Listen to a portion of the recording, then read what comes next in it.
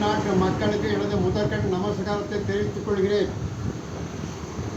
நான் சொல்வது என்னவென்றால், இந்த தமிழ்நாட்டின் நிலைமைகள் ரொம்ப மோசமாக ஓடிக்கொண்டிருக்கிறது. 60 ஆண்டு காலமாக இதை சீர்திருத்துவதற்காக நமக்கு ஒரு புது கட்சியை தேர்ந்தெடுக்க வேண்டியுள்ளதால் அந்த கட்சியின் பெயர் பிஜேபி.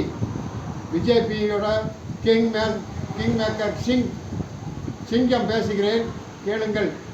தமிழ்நாட்டில் இம்முறை 1926ஆம் ஆண்டு நமது தமிழ்நாட்டில் ஓரணியாக இருக்கின்ற அண்ணாமலை தலைவராக சிஎம்மாக வரவழைக்கின்ற நமது மக்களின் எண்ணங்கள் நிறைவேற வேண்டும் என்றும், வருங்கால சிஎம் யார் என்று கேட்டால் தமிழ்நாட்டில் அண்ணாமலை தான் வருங்கால சிஎம்.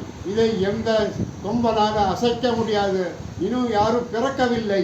இந்த உதிர்கட்சிகளும் ஆளுங்கட்சிகளும் ஏமாற்றி கொண்டிருக்கின்றதான். டிவி விளம்பரங்களை பார்க்காதீர்கள், அண்ணாமலையை மட்டும் பாருங்கள். நாம் 204 சீட்டுகள் வெற்றியுடன் முழங்கி கொண்டாட போகிறோம். ஏப்ரல் 15ஆம் தேதி அவர்களுடைய தீமை சக்திகள் என்னும் வேரூன்றி மண்ணிலே பிறக்காமல் காய்ந்து போய்விடும். நெருப்பிலும் தாமரை வளரும். அதே போல் நெருப்பு ஆகிறது, உதயத்தை சுட்டுவிடும். சூரியனும் நெருப்பும் ஒன்று. நெருப்பு தாமரை பக்கம் இருக்கின்றது, சூரியன் அந்த பக்கம் இருக்கின்றது, எதிர்ப்பு கட்சி பக்கம் இருக்கின்றது. ஆனால் சப்போர்ட் பண்ணிக்கின்றது பிஜேபிக்கு தான். நெருப்பு சப்போர்ட் பண்ணும்.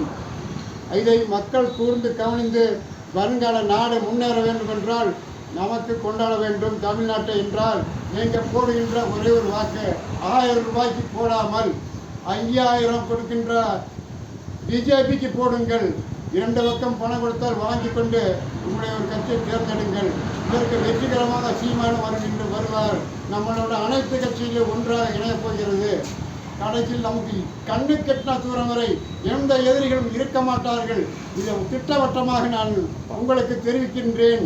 தமிழ்நாடு இனிமேல் இந்த கள்ள ஓட்டும், கள்ள ஏமாற்றமும், தில்லுமுள்ளும், பொய் பித்தலாட்டமும், வாயில் தோசை சுடுவதும் இனிமேல் தமிழ்நாட்டில் எந்த விதமான எத்தனை கொள்ளையர்கள் வந்தாலும் முடியாது என்று நான் அன்புடன் கேட்டுக்கொண்டு தமிழ் மக்களுக்கு மீண்டும் எனது ஊடகம் தொடரும் என்று கேட்டுக்கொள்கிறேன்.